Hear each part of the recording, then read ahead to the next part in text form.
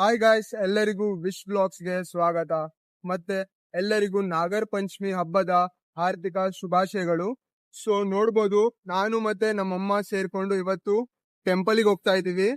So ಎಲ್ಲರಿಗೂ ಗೊತ್ತಿದೆ ಇವತ್ತು ನಾಗರ ಪಂಚಮಿ ಅಂತ. ಸೊ ನಾನು ಮತ್ತೆ ಅಮ್ಮನೂ ಸೇರ್ಕೊಂಡು ದೇವಸ್ಥಾನಕ್ಕೆ ಹೋಗಿ ನಾಗ ದೇವರಿಗೆ ಹಾಲು ಕೊಡ್ಬೇಕು. ಸೊ ಬನ್ನಿ ಟೆಂಪಲ್ಗೆ ಹೋಗೋಣ.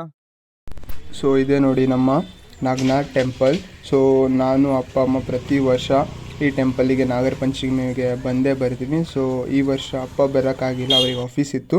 ಸೊ ನಾನು ಅಮ್ಮ ಬಂದಿದ್ದೀವಿ. ಕಾರವಾರದಲ್ಲಿ ಸ್ವಲ್ಪ ಮಳೆ ಕಡಿಮೆ ಇತ್ತು ಅಂತ ಹೇಳಿಬಿಟ್ಟು ಜನ ಅಂತೂ ಫುಲ್ ಸಖತ್ತಾಗಿ ಬಂದಿದ್ದರು. ಫುಲ್ ರಶ್ ಇದ್ದರು ಟೆಂಪಲಲ್ಲಿ.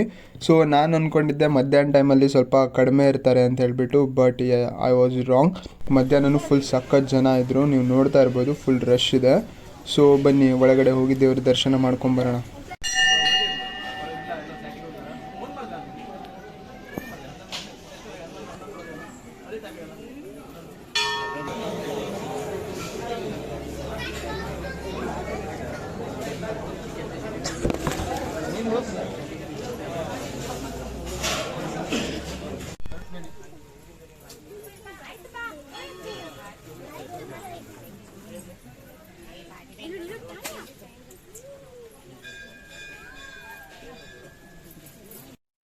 ಈಗ ಟೆಂಪಲ್ ಹೋಗಿ ಬಂದಿದ್ದಾಯ್ತು.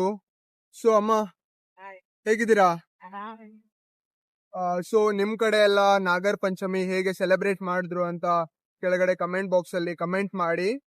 ಸೊ ನಮ್ ಸೈಡ್ ಅಂತೂ ನಾಗರ ಪಂಚಮಿಗೆ ಸ್ಪೆಷಲ್ ಆಗಿ ಏನ್ ಮಾಡ್ತಾರಮ್ಮ, ಪಾತೋಳಿ ಮಾಡ್ತಾರೆ. ಸೊ ಇವತ್ ನಮ್ಮನೆಲ್ಲೂ ಕೂಡ ಅಮ್ಮ ಪಾತೋಳಿ ಮಾಡ್ತಾ ಇದಾರೆ. ಸೊ ನೋಡೋಣ ಇವತ್ತು ಹೇಗೆ ಪಾತೋಳಿ ಮಾಡ್ತಾರೆ ಅಂತ ಹೇಳ್ಬಿಟ್ಟು. ಪಾತೋಳಿ ಮಾಡಕ್ಕೆ ಪಾತೋಳಿ ಎಲೆ ಬೇಕು. ಸೊ ಇದು ಬಂದ್ಬಿಟ್ಟು ಅರಿಶಿನದ ಎಲೆ. ಸೊ ನೋಡ್ತಾ ಇರ್ಬೋದು, ನೀಟಾಗಿ ಫ್ರಂಟ್ ಮತ್ತು ಬ್ಯಾಕ್ ತುದಿನ ಕಟ್ ಮಾಡ್ಕೊಂಡಿದ್ದೀವಿ. ಸೊ ಹೂರಣಕ್ಕೋಸ್ಕರ 2 ಕಂಪ್ಲೀಟ್ ಕಾಯಿನ ತೊಗೊಂಡಿದ್ದೀವಿ. ಅಕ್ಕಿ ಹಿಟ್ಟಿಗೆ ಸ್ವಲ್ಪ ಉಪ್ಪು ಮತ್ತು ತುಪ್ಪ ಹಾಕೊಂಡ್ಬಿಟ್ಟು ನೀಟಾಗಿ ಬೇಯಿಸ್ಕೊಂಡಿದ್ದೀವಿ. ಸೊ ನೋಡ್ತಾ ಇರ್ಬೋದು ಎಷ್ಟು ನೀಟಾಗಿ ಬೆಂದಿದೆ ಅಂತ ಹೇಳ್ಬಿಟ್ಟು. ಈಗ ಹೂರಣ ಪ್ರಿಪೇರ್ ಮಾಡೋಕ್ಕೆ ಕಾಯಿಗೆ ಸ್ವಲ್ಪ ಏಲಕ್ಕಿ ಪುಡಿ ಹಾಕೊಂಡು ನೀಟಾಗಿ ಹುರ್ಕೋಬೇಕು. ಅದ್ರ ಜೊತೆಗೆ ಬೆಲ್ಲನೂ ಹಾಕಬೇಕು. ಸೊ ನಾವಿಲ್ಲಿ ಬಂದ್ಬಿಟ್ಟು ಗಟ್ಟಿ ಬೆಲ್ಲ ಯೂಸ್ ಮಾಡ್ತಾ ಇದ್ದೀವಿ. ಸೊ ನೋಡ್ತಾ ಇರ್ಬೋದು ನಮ್ಮ ಹೂರಣ ರೆಡಿ ಆಗಿದೆ. ಸೊ ಇದಕ್ಕೆ ಸ್ವಲ್ಪ ತುಪ್ಪನ ಹಾಕಿ ಇನ್ನು ಕರೆಕ್ಟಾಗಿ ಮಿಕ್ಸ್ ಮಾಡ್ಕೊಳ್ಳೋಣ. ಪಾತೋಳಿ ಮಾಡೋಕ್ಕೆ ಅಕ್ಕಿ ಹಿಟ್ಟನ್ನು ಕರೆಕ್ಟಾಗಿ ಮಿಲ್ಕೋಬೇಕು. ಸೊ ಚಿಕ್ಕ ಚಿಕ್ಕ ಉಂಡೆದಾಗಿ ಮಾಡ್ಕೋಬೇಕು. ಸೊ ನೋಡ್ತಾ ಇರ್ಬೋದು, ಮಿಲ್ದಿಟ್ಟಿರೋ ಹಿಟ್ಟನ್ನ ಚಿಕ್ಕ ಚಿಕ್ಕ ಉಂಡೆದಾಗಿ ಮಾಡ್ಕೊಂಡಿದ್ದೀವಿ. ಸೊ ಮಸ್ತಾಗಿ ಬಂದಿದೆ. ಈಗ ಅರಿಶಿನದ ಎಲೆಗೆ ಹಿಟ್ಟನ್ನ ಕರೆಕ್ಟಾಗಿ ಮೆತ್ಕೊಂಡು ಸೊ ಈ ಥರ ಪ್ರಿಪೇರ್ ಮಾಡ್ಕೊಂಡಿದ್ದೀವಿ. ಇದ್ರ ಮಧ್ಯದಲ್ಲಿ ಹೂರಣನ ಹಾಕಬೇಕು. ಸೊ ಈ ಥರ ಹಾಕೋಬೇಕು. ಸೊ ನೋಡ್ತಾ ಇರ್ಬೋದು.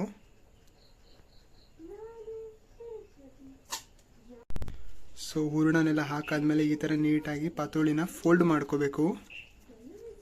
ಸೊ ನೋಡ್ಬೋದು ಎಷ್ಟು ನೀಟಾಗಿ ಬರ್ತಾ ಇದೆ ಅಂತ ಹೇಳ್ಬಿಟ್ಟು.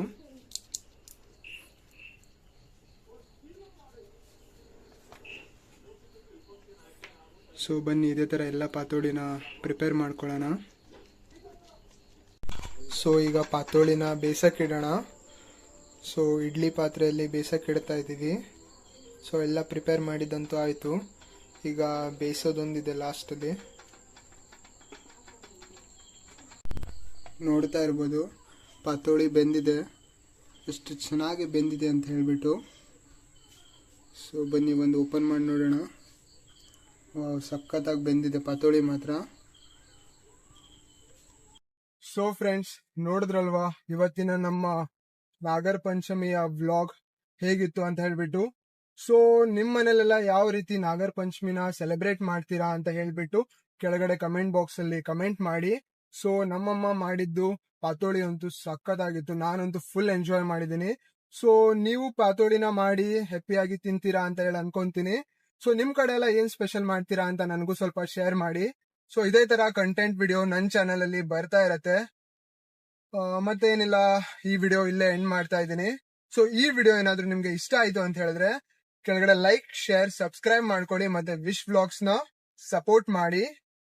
ಚಲ್ ಬಾಯ್, ನಾನ್ ಸಿಗ್ತೇನೆ ಇನ್ನೊಂದು ವಿಡಿಯೋದಲ್ಲಿ.